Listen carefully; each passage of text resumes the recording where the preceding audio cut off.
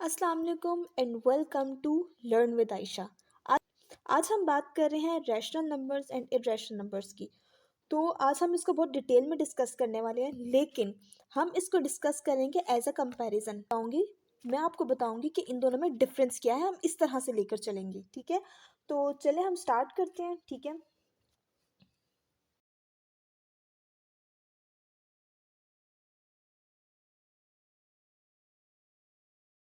तो जी rational numbers हमारे पास होते हैं numbers numbers which can which can be put in P by Q form.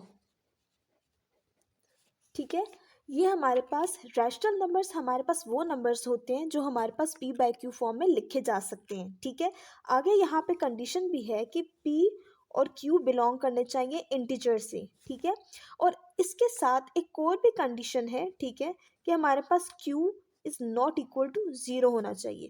तो यहाँ पे समझने वाली बात ये है कि Q not equal to zero क्यों होना चाहिए, क्योंकि अगर Q ज़ीरो हो जाएगा तो हमारे पास ये अनडिफाइन आ जाएगा। ठीक है, तो इसीलिए इसके ऊपर कंडीशन है कि ये है कि Q not equal to zero होना चाहिए। ठीक है, इसी के साथ ही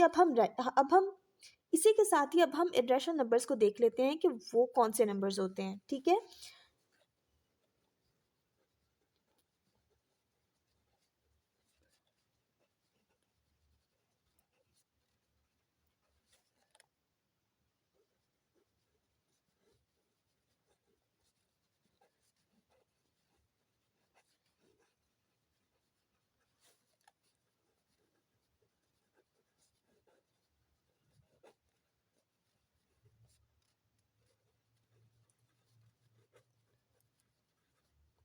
तो जी ये आप देख सकते हैं कि रैशनल नंबर्स हमारे पास वो होते हैं जो P बाय Q फॉर्म में लिखे जा सकते हैं, और इरेशनल नंबर्स वो होते हैं जो हमारे पास P बाय Q फॉर्म में नहीं लिखे जा सकते। ठीक है, तो अब इसकी हम कुछ एग्जांपल्स देख लेते हैं। ठीक है, इसकी एग्जांपल क्या है?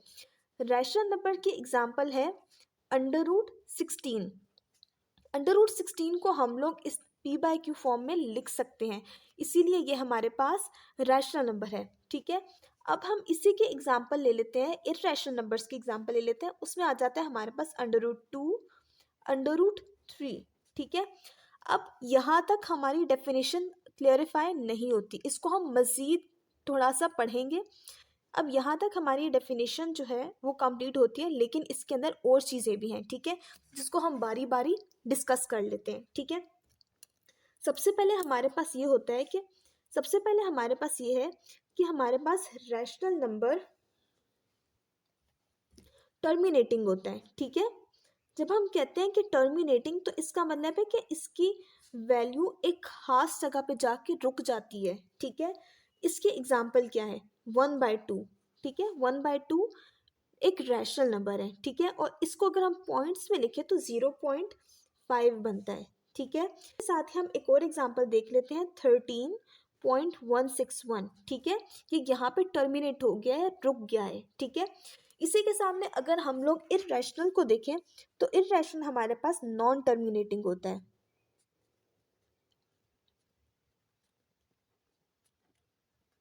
नॉन टर्मिनेटिंग का मतलब ये है कि हमारे पास कंटिन्यू होगा, रुकेगा नहीं इसका सोल्यूशन। फॉर एग्जाम्पल हमारे पास पाई आ जाता है। ठीक है, अब आप लोग सोच रहे होगे कि पाई की वैल्यू तो हमारे पास 22/7 होती है, इसको तो P बाय Q फॉर्म में लिखा जा सकता है, तो ये तो हमारे पास रैशनल होना चाहिए। लेकिन ये ऐसा नहीं है।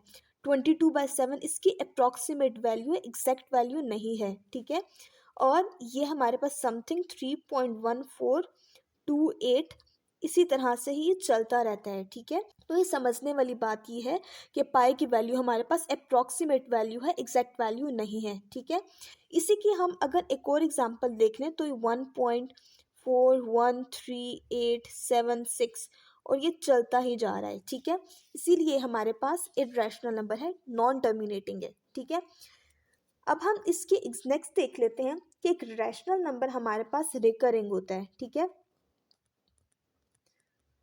रिकरिंग कह लें या हम कह लेते हैं रिपीटिंग। ठीक है, मतलब कि एक सर्टन पॉइंट पे इसकी वैल्यूज रिपीट होना शुरू हो जाती हैं। फॉर एग्जाम्पल, ठीक है, किस तरह के नंबर इसमें आ सकते हैं? ये आ सकते हैं 0.2323 एंड 23।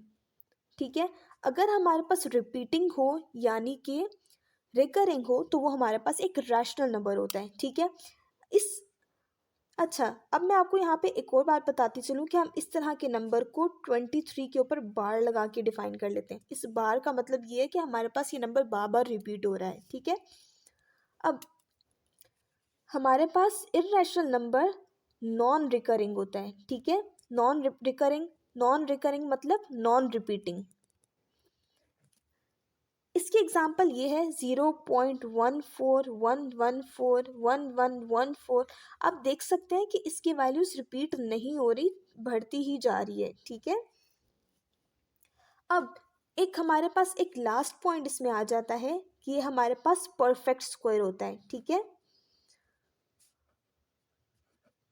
रैशनल नंबर हमारे पास एक परफेक्ट स्क्वायर होता है और इर्रेशनल नंबर हमारे पास नॉन परफेक्ट स्क्वायर।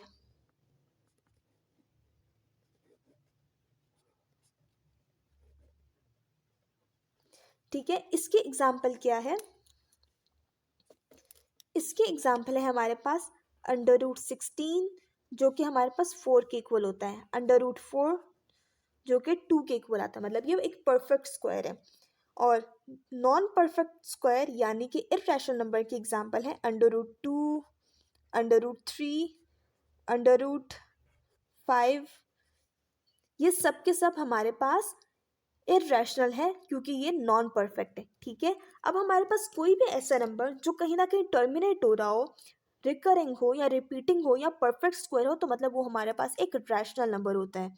और अगर कोई नंबर हमारे पास नॉन टर्मिनेटिंग हो, नॉन रिकरिंग हो और नॉन परफेक्ट स्क्वायर हो, तो मतलब वो हमारे पास एक इर्रेशनल नंबर है। इसी के साथ मैं अब आपके सामने कुछ एग्जांपल शेयर करने लगी हूँ। ठीक है, आपको मजीद समझ आ जाएगा कि rational numbers and irrational numbers कौन से होते हैं। ठीक है, तो चलिए एग्जाम्पल्स देखते हैं। तो स्टूडेंट्स, ये आप सामने कुछ एग्जांपल्स मैंने लिख दिए हैं। ठीक है, हम इनको बारी बारी देखते हैं कि हमारे पास ये इरेशनल नंबर है या इर्रेशनल नंबर है। तो फर्स्ट वाले एग्जांपल को देख सकते हैं कि हमारे पास टर्मिनेटिंग है। ठीक है, टर्मिनेटिंग है तो ये हमारे पास एक रैशनल नंबर है। ठीक है, टर्मिनेटिंग है इसलिए ये हमारे पास रैशनल है।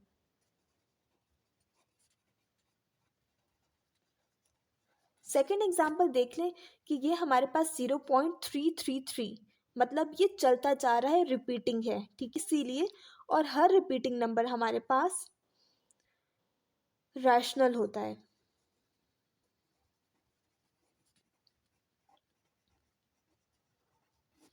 नेक्स्ट एग्जाम्पल है हमारे पास 2.3 के ऊपर बार। ठीक है, इस बार के बारे में मैंने आपको बताया था कि ये हमारे पास, इसका मतलब ये है कि ये हमारे पास रिपीटिंग है। ठीक है, तो मतलब ये भी हमारे पास एक रैशनल नंबर है।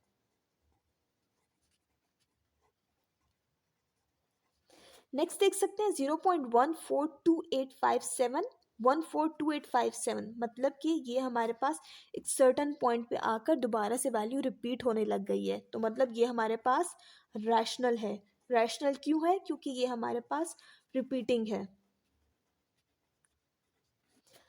इसके साथ अब हम अगले एग्जाम्पल देख लेते हैं 1.14142535। ये हमारे पास नॉन रिपीटिंग है। ठीक है,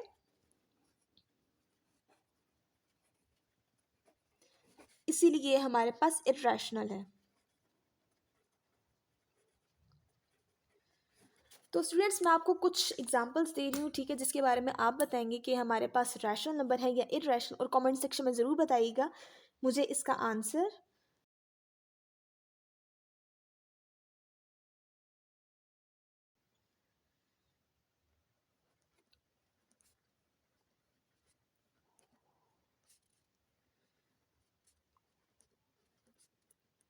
स्टूडेंट्स, ये 3 एग्जांपल्स मैंने लिख दिए हैं। ठीक है, इसका आंसर आप लोग बताएंगे। ठीक है, उम्मीद करती हूँ आपको आज का लेक्चर ज़रूर समझ आया होगा। इस वीडियो को ज़रूर लाइक कीजिएगा, कमेंट कीजिएगा, शेयर कीजिएगा एंड सब्सक्राइब कीजिएगा।